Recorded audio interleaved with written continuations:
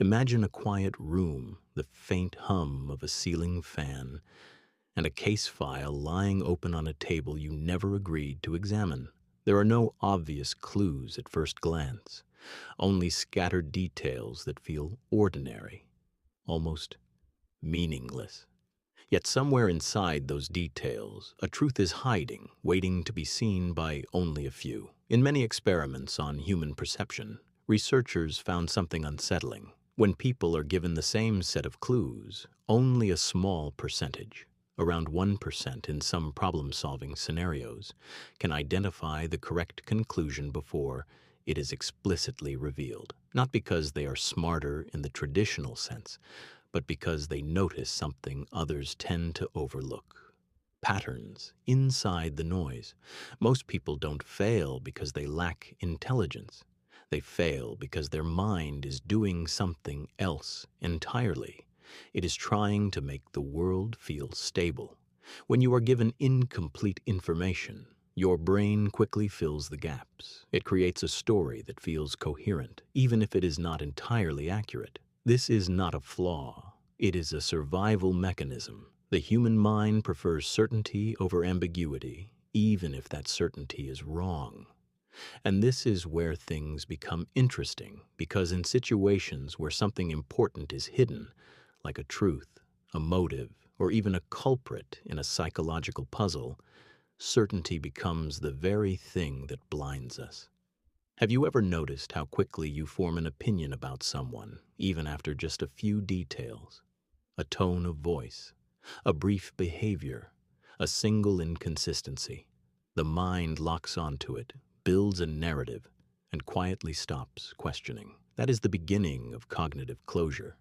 And once closure happens, the mind stops searching. In behavioral psychology, this is often linked to what is called premature cognitive commitment.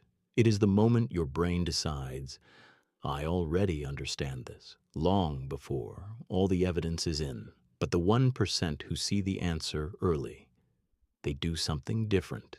They resist the comfort of closure. They stay in uncertainty longer than feels natural. And that discomfort changes everything. Because when you don't rush to complete the story, you begin to see the gaps, the contradictions, the small details that don't belong but were previously ignored. Why do so many people miss them? Psychology suggests something subtle but powerful. Attention is not passive. It is guided by expectation. You don't just see what is in front of you, you see what you believe is likely to be there.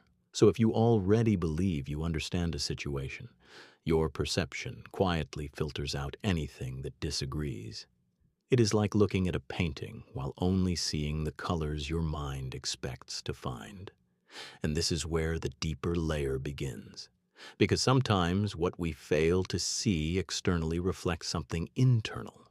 The need to be right, the discomfort of uncertainty, the fear of not knowing. These emotional forces quietly push the mind toward quick conclusions, even in something as simple as a puzzle or as complex as human behavior. The 1% are not emotionally detached, but they are patient with their uncertainty. They allow questions to remain open longer than most people can tolerate, and in that space, something changes. The mind stops defending its first answer. It starts observing again.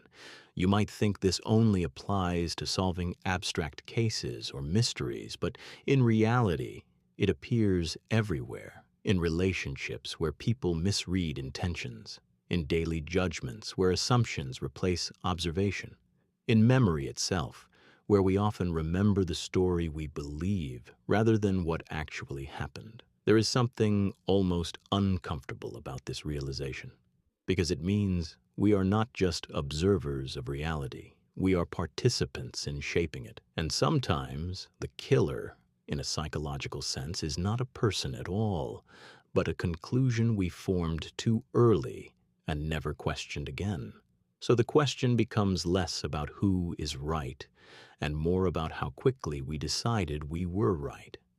And if you slow down just enough to notice the friction in your own certainty, you may begin to see what most people miss entirely, not because it was hidden, but because the mind was already too full of its own answer to look again.